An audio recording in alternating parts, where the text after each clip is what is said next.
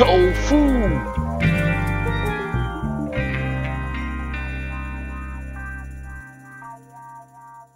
Welcome to lesson 4.3. Today we're going to be looking at subtracting mixed numbers and going ahead and looking at multiplying with powers of 10.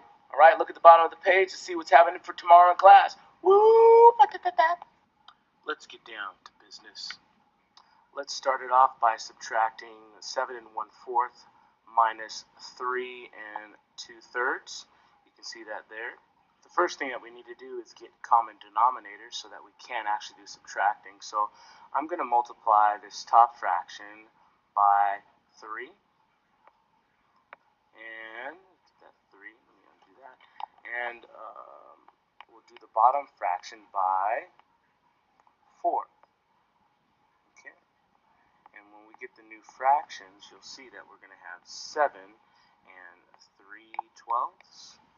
And then we'll have 3 8/12. Now we can actually do our subtracting. But I must remember that I cannot subtract just yet because I cannot take 8 away from 3. So I'm going to take a whole away from this side, and that is actually 12 over 12, and I'm going to add it to the 3/12. So I will actually get 6 15/12. Okay, now I can subtract the 3 8/12. When I do that, I will actually get 6 minus 3 is 3, and then 15 minus 8 is 7, and then I will get 12 on the bottom. This is now solved, 3 7/12. Let's try another one. So we're going to do 4 3/5 minus 1 3/10. As you can notice here that the top fraction has a denominator of 5, so we need to multiply that by 2 so we can get a common denominator of 10. And when we've done that, we're actually going to get 4 6/10. Now we can subtract. We'll say 4 6/10 minus, let me undo that, 4 6/10 minus 1 3/10. And that'll actually be 3 3/10. It's solved. Next, we're going to do, how did I say that? We are going to do multiplication by power of 10. So you can look up here, you have 0.4, that's 4 1/100ths times 100. You're like, well, let's set this up vertically and try to multiply. And we say 0.04 times 100, and you're like, oh, I gotta go ahead and multiply this. I'm gonna have to, but you know what? X, we don't have to do that. This is so easy. Powers of 10 are nice. 0.04, we're multiplying by 100. What I want you to do is to pay attention to this, these two zeros. When you pay attention to that, when you multiply by 100, you just move the decimal twice to the right and replace it. So your answer is going to be 4.0, or you could have 4. Easy. Let's try another one, and you know what? We've said that we don't need to necessarily set it up vertically. We have 1.24 times 10.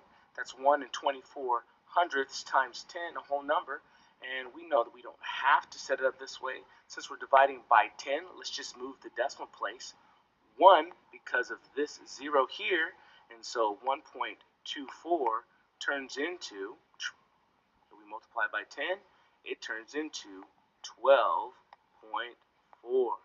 That is our answer. It's great that you can do this with large numbers also.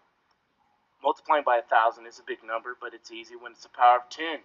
We have 1.004 times 1,000. Well, we'll get rid of that. Let's just go ahead and move the decimal. How many zeros do we have? Well, we can see this in green.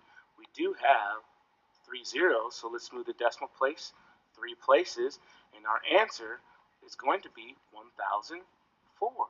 So let's write that out. And we'll have that 1,004, put our comma, and there's our answer. Done. Oh. Tomorrow in class, you guys are going to take a look at this graph on one of your problems, and you're going to see, or you're going to try to analyze, how do X and Y relate? How are they related? If you look at each of these plotted points here, we're going to go ahead and take a look, and we're actually going to make an equation of this line right here. The first thing we need to do to find the relationship between X and Y is find our slope. We can use that by our ordered pairs plotted points. I'm going to start with the -6, -6, okay, and I want to look at what is the relationship between this 0 and 2. You can see I've put all of these plotted points that are marked in orange on this chart right here. So I'm going to see how many jumps does it take to get from one dot to the other, starting with the X value. So I'm going to start here at -6, -6. I jump once, twice, 3 times, and I'm directly underneath that 0, 2 plotted point. That took 3 jumps. Now to get up to that point, I need to count how many jumps that is. That's 1, 2, 3, 4. 4 jumps, that's our Y value. Remember, rise over run is our slope. Now we have that. We can write the equation since we know what the slope is. Okay, you know that between these lines, if you were to draw them together, connect them, you would draw a positive slope line. So we have 4 thirds X. If I can write this 3, there we go. Sloppy, sorry. And we'll go ahead and add our y-intercept. Where's the y-intercept? Where does this line cross? At the y-axis. That's going to be at 2. So we can go ahead and put that down, and that will be the end of our equation right there. We have just stated what is the relationship between X and Y and written a linear function. Feel free to watch these again, you guys, and if you don't get it, you can write me, but I think you'll do just fine with it. See you tomorrow in class. Bring your papers, all done. Peace.